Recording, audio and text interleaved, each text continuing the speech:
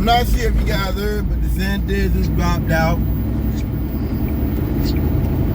We knew that was coming. We knew that was something that was, going to happen one way or the other. And we know that Nikki Haley's probably next. I'm surprised she stayed as long as she has. To me,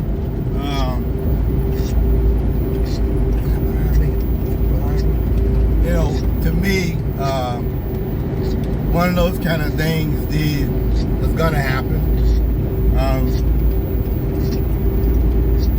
To me, I look at DeSantis as just Trump without the handcuffs, and to see their Brown candidate lose, see him drop out, knowing that there's no way a bunch of rednecks and bikers and military folks are gonna vote for an Indian man with a name I can't even barely pronounce. So that's beautiful because it proves my point about rednecks. Nothing has changed. My grandparents, nothing has changed from things they said when I was a kid. That's good. See, the thing is, there's plenty of folks smarter than me. But my point is, it's irrelevant. That's the beauty of it. They can be smarter than me. DeSantis, to me, maybe focused a little bit too much on the culture war, which Trump believes in too, in a different way. See, these are all different layers of fascism and different eras of fascism. You understand? It's like Ocean's 11, you know what I mean? One guy's like, well, let's just go in and just rush him and just grab the money. And then one guy's like, no, we'll distract them. And you understand? That's all this is. These are different types of fascists. And it's beautiful because they don't have a real Republican base anymore. But they don't know that. They don't. They don't even know that. Because they have pimped Christianity. Now they say people in church don't even want to hear the word of Jesus no more. That liberal out of here. They don't want to hear the Beatitudes. They don't want to hear love your neighbor. They don't even want to hear that stuff no more. So you have pimped Christianity. You've pimped your religion. You've pimped your culture for Trump. And in the end, he pimped you. So you can't have this Indian guy that's like 100% pro what you believe because of party racism now. And you made that possible.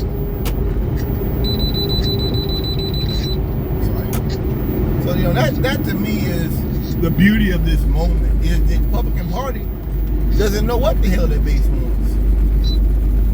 They don't. And I can't even blame them. DeSantis, to me, is more dangerous than Trump. DeSantis, to me, is a man who wants to roll back the clock. Florida is somewhat of a successful case, if you will, of fascism working. It is somewhat of a successful case. You see the consequences of it, insurers leaving the state. They're making it illegal. They make it outlaw the dictionary. Dictionary took out of the bookstores now, out of the library. So, that is a beautiful thing to me. Because people like me, it's like that's where that goes. Everybody follows the path. For good or evil. Everybody follows the path. Every man follows the path. You do drugs, man. You lose your job, lose your family, right? Lose everything, right? Every man following that path gets you somewhere. Usually. Better or for worse. And that's just how I see that. They don't say gay, they were going to try to make it like a federal thing. Kidnapping people who are here on asylum, send them to other states. That's wrong.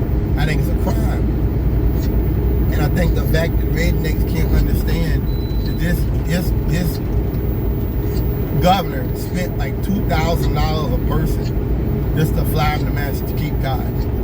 Like, why aren't you upset about that? You're upset about money. You know, DeSantis is,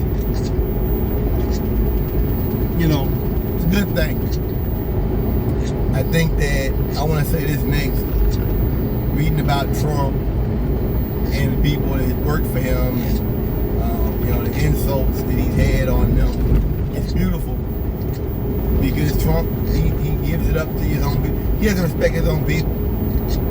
You know, when I look at him calling Giuliani a baby, I love it. Yeah. That's his lawyer. Yeah. He lied for Trump. And other things he said. I love it. He attacked his own people. He ain't seen Obama do that. He ain't seen nobody around Obama really talk bad about it. Disagree? Yes. Everybody around Trump has questioned him. I'm talking about Mark Esper and all them having documentaries talking about Trump. These are high-level positions. Ain't just anybody walking in getting them national security jobs. I know that much. Mark Esper and Mad Dog Mattis, what he said about, you know, you want to lose to ISIS and I'm not your guy. which is Trump didn't get him in there to be a good general. That you're a good general, so I'm rewarding you. Trump brought him in there because Trump wanted a council of fascists. And he thought that's what the military is. It's a bunch of yes men. Like Lemnitzer and guys back with Kennedy. He thought that Trump thought he'd have those kind of guys. And he didn't.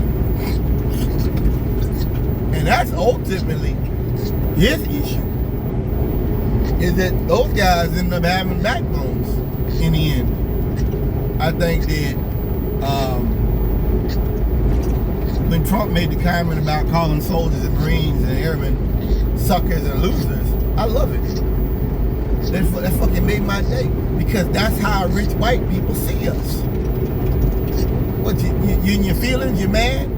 Are you mad because he said it? Or are you mad because it's true? That's what I'm talking about. We got to progress, baby. I already knew this. I don't get mad at a rich white man telling me what he thinks of me. Ooh, I went off and I got in the army and had a bunch of strangers screaming at me for 6 weeks. I got to go lay out in the mud and shoot guns and fight and learn how to use weapons. Ooh, look at me. I'm this, that, and the third. You know, look at me. I'm Donald Trump. I made $6 million last year. I intend to make double. Congratulations. How much money did you make last year?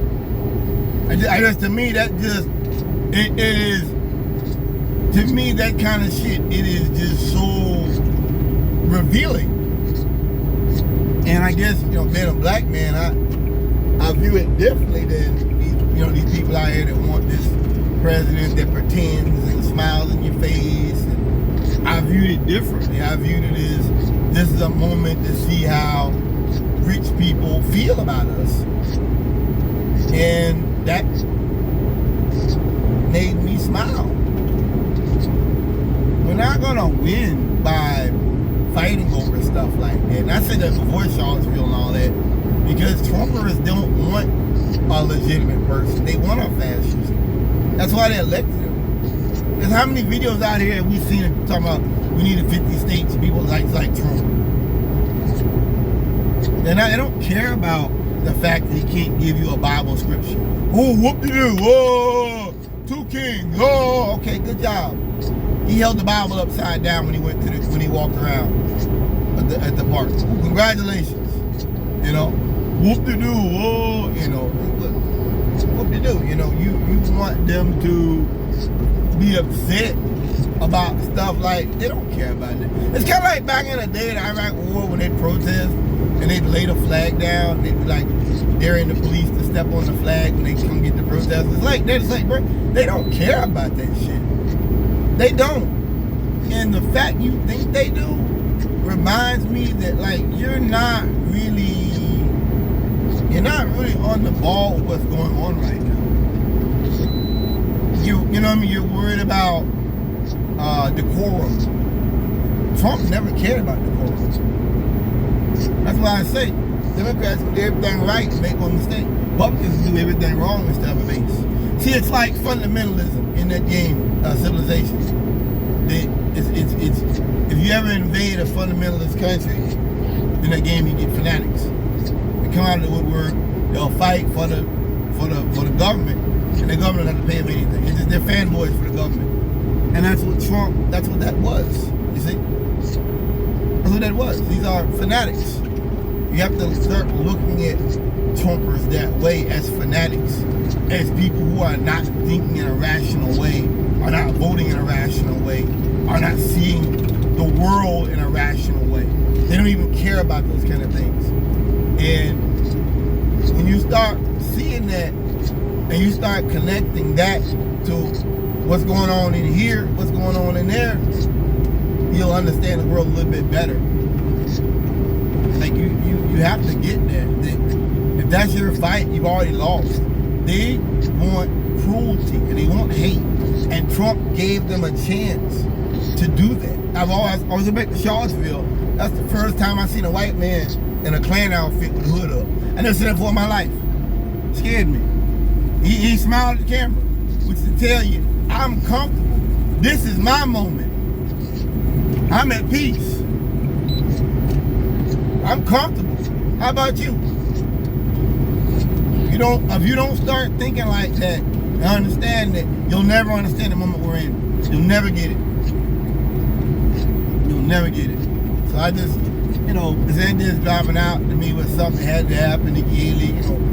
As I said before, if I'm a white man and I'm 100% pro-Trump, rah-rah, all I care about is the price of gas and keeping the brown people out, dropping bombs overseas, little brown men. And that's all I fucking care about. I don't care about the climate. I don't care about pollution. I don't care about poverty. And if I feel that when I'm a white man, especially in the South or the Midwest, why the fuck would I vote for an Indian man? Some brown-skinned man who's not Christian, but they pretend to be Christian. Not saying Trump was, with a name I can't even pronounce. Why the fuck would I vote for him? I told you. If somehow Trump misstepped or fumbled the ball and Vivek stayed a little bit longer, what I say? You get a white, you get an Indian Willie Horton ad. You get a Willie Horton ad. That's a back when the first George Bush was running or something, he had a black man come up there, bring drugs up there to the White House or something. They called him and they were trying to show like, black people and crime and crack. And I was saying they do the same thing with the Indians. They'll find some kind of way. Big money always finds a way. And they'll be like, these Indians, Indian invasion. And do we really need this? That's how it's white folks. Because that's your game. That's your game, and that's how you win. If you play dirty and you mess with people's kids, you go out to people's kids and you try to find dirt on people from 10, 20 years ago. That's their game. And that's how they play it. I understand your game now. It's not a game of legitimacy. It's not a game of, let's screw them on tax policy. It's not a game of making a better world. It's a game of making things nasty and dumbing things down and twisting things up and operating in confusion. That's the Republican way. It's all confusion. Well, these things mean the same thing anyway, don't they? That's what Republicans do. And giving you stuff that was debunked years ago and just repeating it endlessly. That's your game. So for me, looking at the Willie Horton, I was saying that they didn't have a Willie Horton there. So next is that damn chic woman. If I'm a white man, as I said, and I'm South or I'm in the North, Midwest, and I believe everything Trump did was right, he ain't broke no law, why the fuck would I vote for some 40-year-old weirdo, some black guy that's a 40-year-old virgin from South Carolina? Why the fuck would I vote if I'm a white man that believes this crap? Why the fuck would I vote for an Indian man whose name I can't even pronounce? Why the fuck would I vote for a woman that's a sheik or an Indian? And you know they're gonna come out with that, they're gonna do a commercial on her with the damn hood on her head. I'm waiting on that. That's the beauty of this moment, is that this is showing Republicans this is how nasty we are. This is how nasty and racist we really are. I am a racist. I hate you people. And I hate America because America has accepted the things I don't like. When what's that boy's name? Josh Hawley wrote that book. That's what he's basically saying. We hate America. I hate America because you've accepted the things I don't like. You accepted gay people. I can't use the N-word no more, god damn it. I can't go out here and slur people no more. I'm mad. That's what all that's about. So you're not gonna get an Indian president because we are a racist party. And seeing Texas throw out the log cabin Republicans out their own party, that made my day. I already knew you were homophobic. Thank you. Thank you for proving my point. Because a whole lot of rich white people out here who have money, a whole lot of rich white folks out here who have money and have privilege, and they believe in Republican values. But guess what?